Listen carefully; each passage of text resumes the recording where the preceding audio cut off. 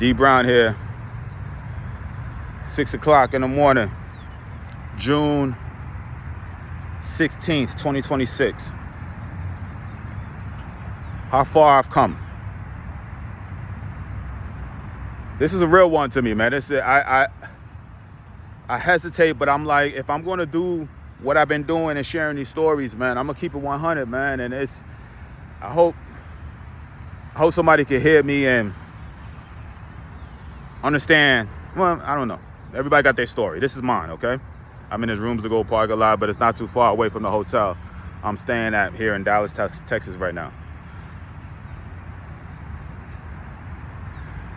As I'm at this hotel, right, and I started, thinking and this morning, and I was like, man, I have this relationship with hotels, and y'all gotta hang in there with me, right? So hotels, I remember it was such a big thing, like my daughter now, she's in there now. We're dropping her off at college, but she's been going to the hotels her whole damn near her whole life. I remember, I think she was 9 years old. We were in Tuscaloosa, Alabama. We were at a tournament in Alabama, and Dad made hotel arrangements, and it was like a Radisson or a Ramada or something like that. And my daughter's like, I ain't staying in no, Radisson or whatever. I'm staying at a Hilton at 9, right? And I'm like, girl, if you don't get the hell out of my face, you know what I'm saying? And Mom's right there, piggybacking over. Oh, I don't like it, smell it, all this craziness, right?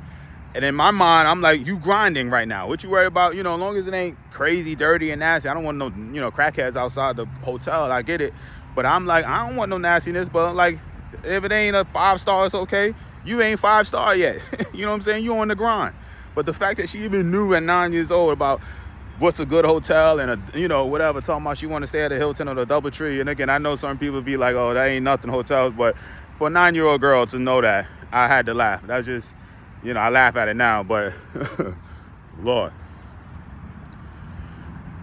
But I think about my time, right? As an 18, 19-year-old signing to play ball, and the travel that I've done and living in hotels and playing at, guys living in a sports life, especially a baseball world, you spending multiple days in multiple cities. So every other week, you find yourself in a random city for anywhere from 3 to 5 days. That's just the baseball season.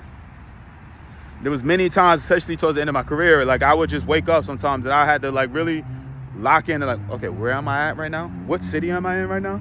Oh, okay, yeah. All right, I'm in Seattle right now. Okay, sometimes you're traveling so much and you wake up in the middle of the night and you had to like really think about, like, sometimes, and I would do that in the restaurant sometimes, like I would just forget what city I'm in. But that was the hotel life I lived. Then it got to the point when, I retired, I just didn't want to go nowhere. I was tired of traveling, right? But then I hit a point in my life where I made financial mistakes, marital mistakes, and it really cost me.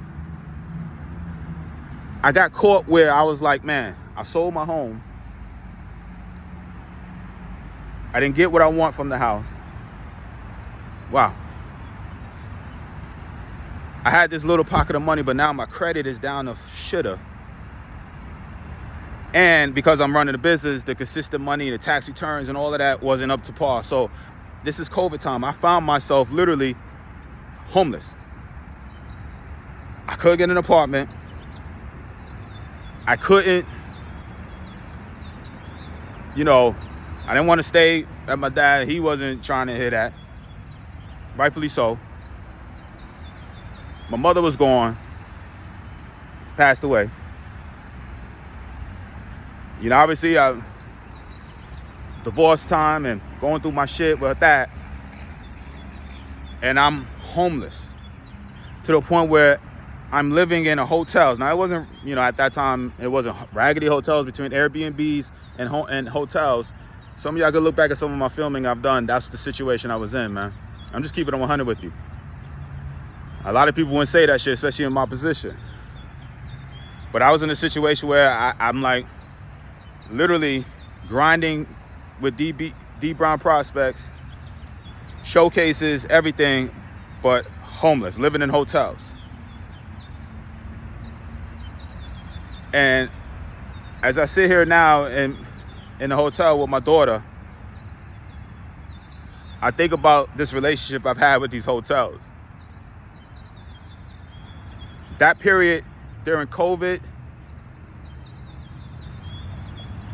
the middle to end of COVID to 2021, it was almost like a good year that it took me to kind of get on my feet, to be able to get in a place. Man.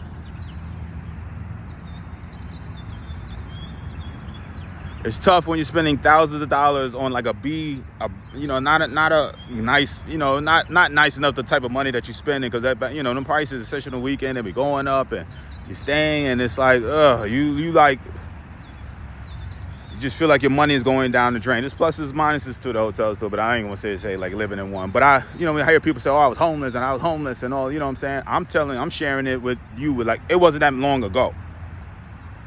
Long enough where that shit, or short enough where it still like resonates with me.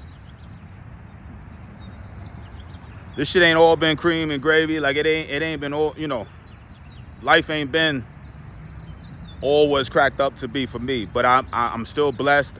We still were rocking and rolling. I still was traveling. I still was grinding on my business. I still had to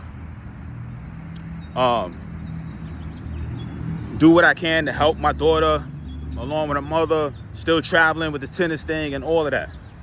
And I have nobody to blame to be in that situation but myself.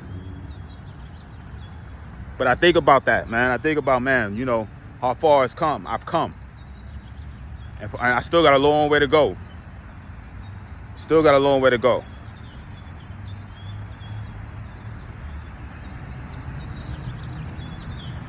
But I reflect, man, as I sit here in this parking lot, man, talking and thinking about the relationship I have with these hotels, man.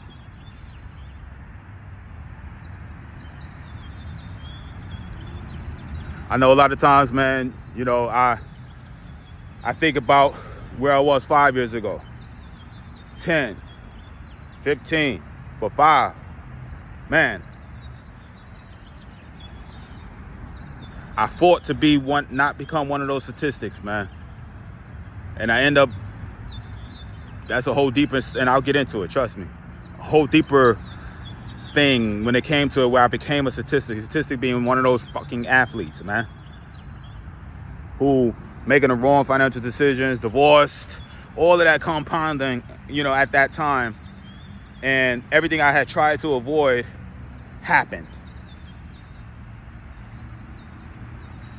And so that's a whole separate video. But I'm proud of, where I am today. I'm proud of my daughter. I'm proud of her mom. That it could have went left. But as we sit here, she got a full ride to a beautiful school, SMU. She ain't had the best of things, but she done traveled around this fucking country. Different, playing ball, playing tennis. Yeah, she may not have the best of the best, whatever, but, she did a hell of a lot. And it's just, obviously she's in her adulthood and, about to play at a Power 4 school on a full scholarship. So, God has definitely been with us. And definitely been with me. So that's the story, man. I ain't gonna say the power of nothing, man. The relationship I have with hotels as I sit here in this hotel parking lot, chopping it up, sharing my stories, hoping somebody could relate through the ups and downs, man. Life ain't easy, man. But fuck it, man. I know every day I'm blessed when I wake up. And as long as I have a direction where I'm doing, where I'm going, you live and you learn, man. Those are all just life lessons, man. Life lessons, that's all. But we can't stay down. We got to keep doing it. I know that's me. That's just my mindset. I know me. I can't stay down. I keep going. I look at that now and I'm just like, yo, type of motherfucker, boy, that was a rough patch. But I got through it. Peace and love, y'all.